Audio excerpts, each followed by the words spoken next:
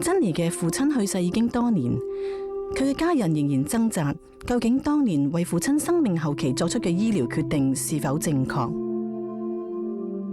When he was in comatose stage, he could not make any decision at that time. And my brothers, both of them love him so much, but they have different opinion. If he were alive, I think he'd like to make a decision to tell the children what to do.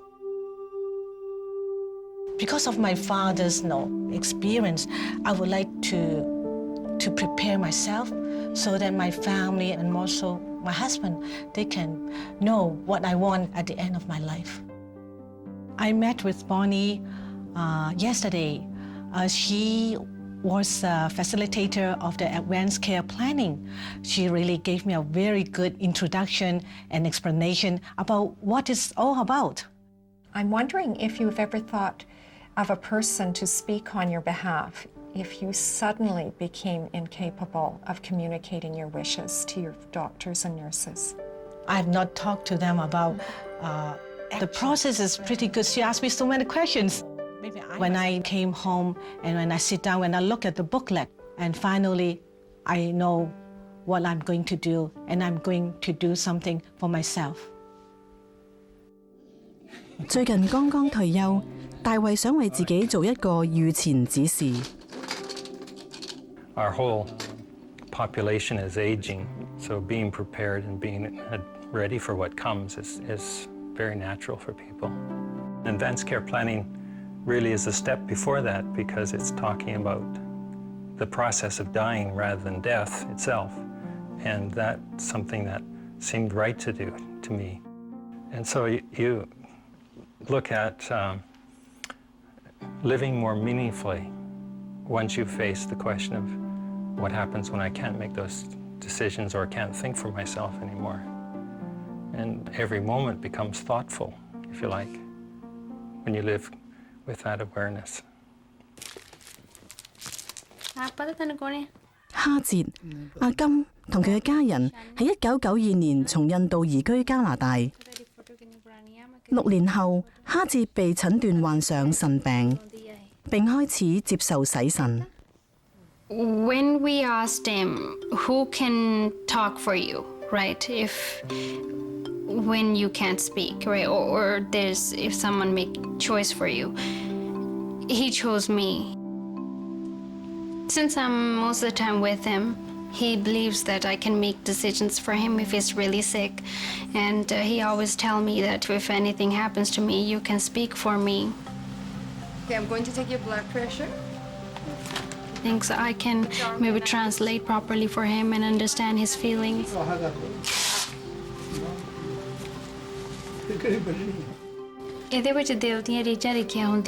Well, my voice, it helps us a lot. I understand more about how he feels about his family, about me, about himself, what kind of decisions he wants, when he can't say something.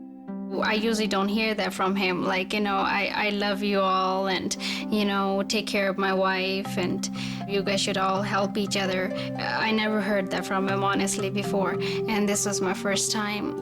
We came to some kind of a solution or a conclusion, right, about his life. So at the end, he found it, yeah, it's worth it. 預前指示係一個過程，去幫你更明白同埋反映你嘅目標，同喺醫療護理上唔同嘅選擇。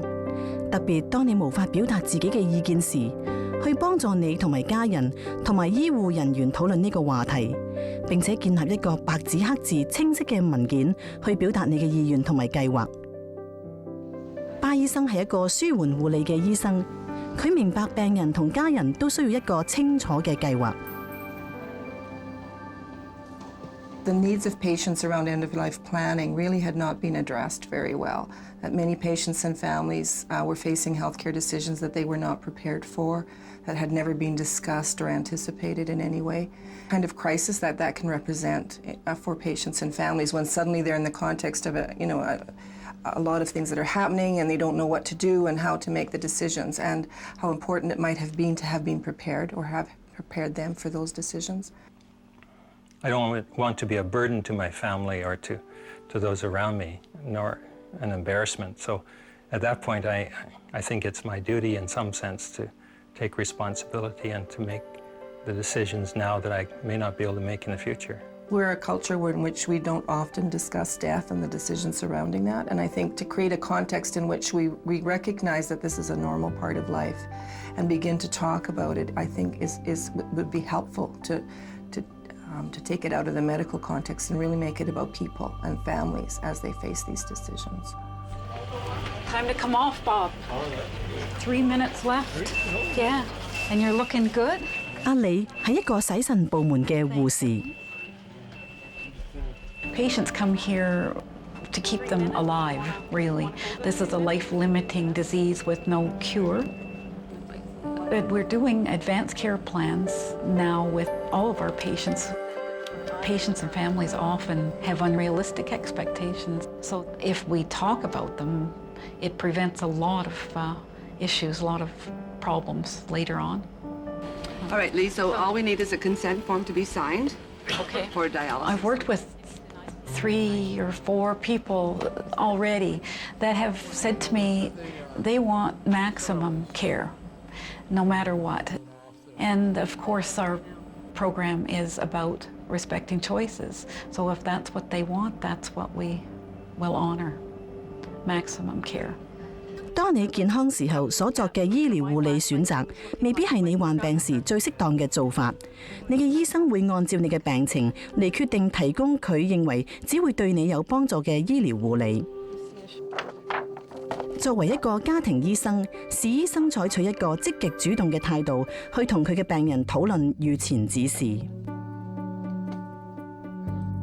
The way I broach the subject is, everything looks like it's in order.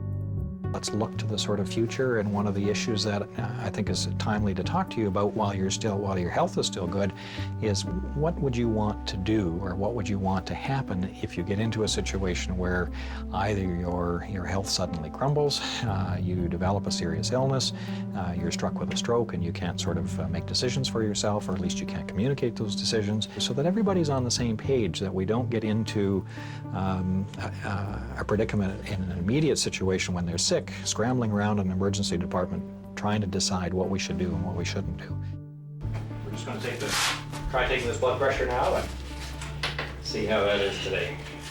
The whole notion of talking about death and dying is much more relaxed now than it was in the past. It's a much more open discussion. Okay. Excellent. Okay. So that's very good. There's nothing written in stone about this. It can be revoked at any time. If, given the circumstances and your life has changed and, the players in your life have changed, then we look at it in a totally different way. I can live. You're going to live. Live till tomorrow. For another 10 years, eh? Oh, God. That'll be something. Right now, but I think really what we're looking at is when you have an illness such as a cardiac illness, there's adjustments that you need to make. 作為一個醫院社會工作者，要支援病人同埋家屬，泰來明白預前指示嘅重要。今日佢向一班心臟病生患者講解。Intensive care. I find it really important that people let their families know the kinds of medical interventions they want and what they don't want. Because you've been through the emergency experience, you've had things done to you, and people have a right to decide what they want and what they don't want. One of the tools that we can use for that is an advanced care plan. Okay, that can be done in a number of ways. You can have discussions with your doctor, discussions with your family, and a way to write down what your interventions are. If you've gone through, it doesn't have to be emotionally charged that you're going to die imminently, or it's all about life and death. It's about what they choose to have. And people can choose to have everything done, which is perfectly appropriate, or they can make choices about things that they don't want. If people are clear about what they want, things can be much more expedient in that you're following what they want instead of waiting for a process to happen. So when you have something concrete where people have actually had the discussion, then you can make better informed decisions and do what people want. I have materials that I can send home with you to read. 為咗讓預前指示有效咁使用、被尊重同埋依從，個人、家人同埋醫療護理小組必須共同明白。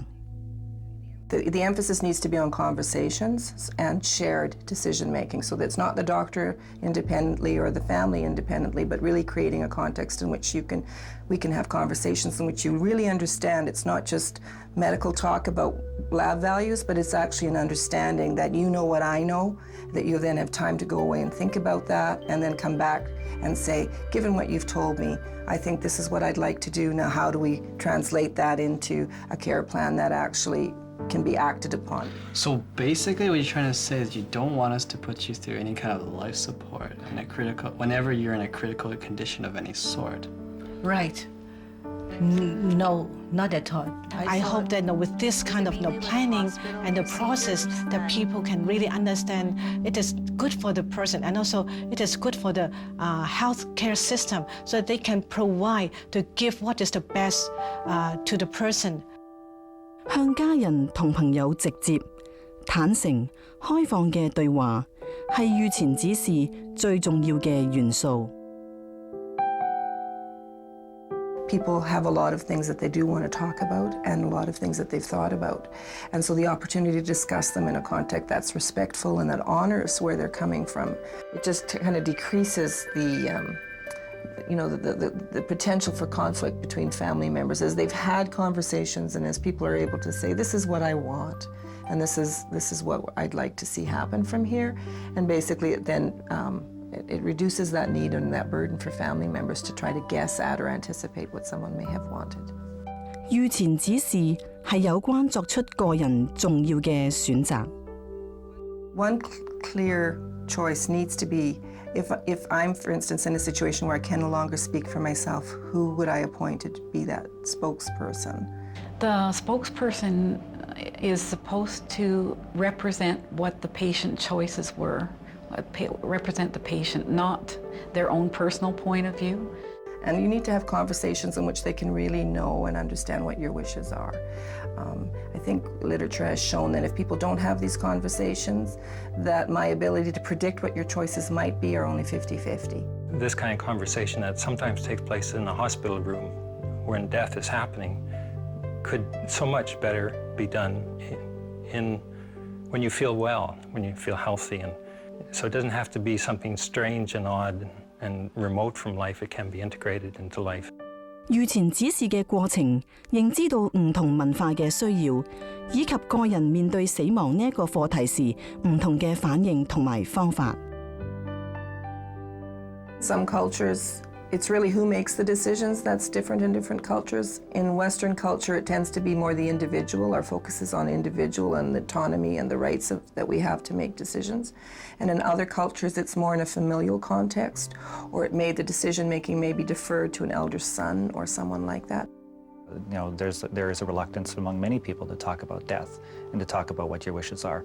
And I don't see that in one, characteristic in one culture necessarily. If I'm dying, then no, I do not want anything to bring me back. So many Chinese seniors never touch this kind of topic, never mention to them about death or dying.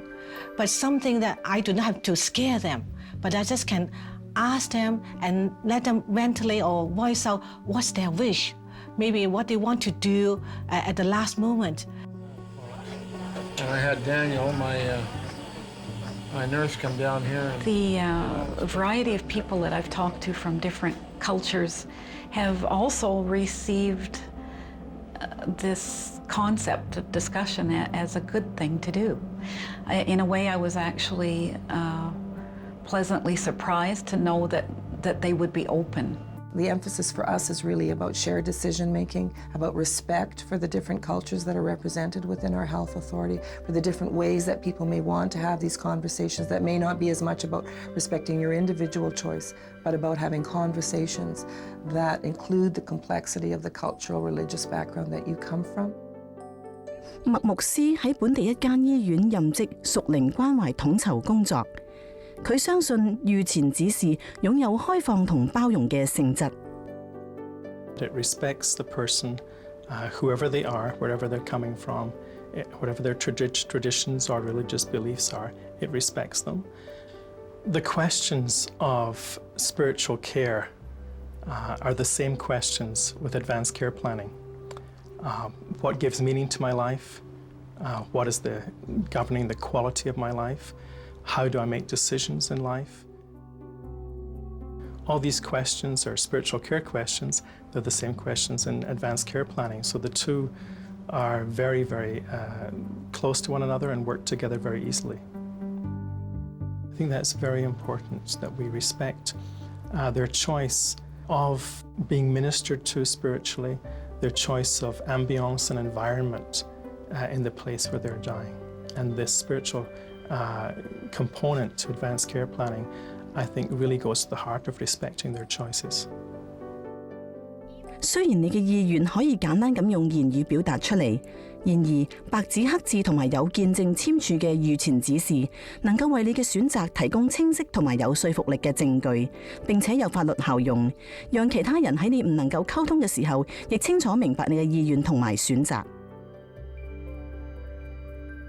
The tool that we use, the My Voice workbook, it gives us a really good opportunity to explore all kinds of things that affect the patient under medical treatment. If a person reaches that stage where they are unable to communicate to us, the first thing we would do is look for that. Is there an advanced care plan? And we'd look for the spokesperson, the decision maker that's been named in that workbook. And we contact that person. The advanced care plan document is something that allows the family to say, here it is, and to get that into the system to work and to have its impact, because you get a chance to say, what do I want? And when do I want it? And how? And in what circumstances? And facing that, you can do your best and express yourself and be your own person. If I cannot communicate with you guys, maybe I have an accident, but you know what is your mom's wish. So this is a workbook that she goes over with me. 一個方法就係將你對護理嘅選擇記錄喺我的聲音課本內，並且向你嘅醫生同埋家人分享你嘅選擇同埋課本內容，咁樣就可以幫助佢哋明白你嘅預前指示。And I call all my family members around the dining table. I told them that I want to tell you guys that what I learned, and it is for your mom. And I want you to know what is my wish. At the last stage when I cannot communicate with you, but you know what I want. Because I'm still healthy and young now, but anything can happen. But when I'm getting old, maybe I'm having dementia. And then I think it is very good. It is wonderful. I don't find it is really hard, but I find it, I've never think about to sit down with my family member to talk to them about my wish. So this is something great.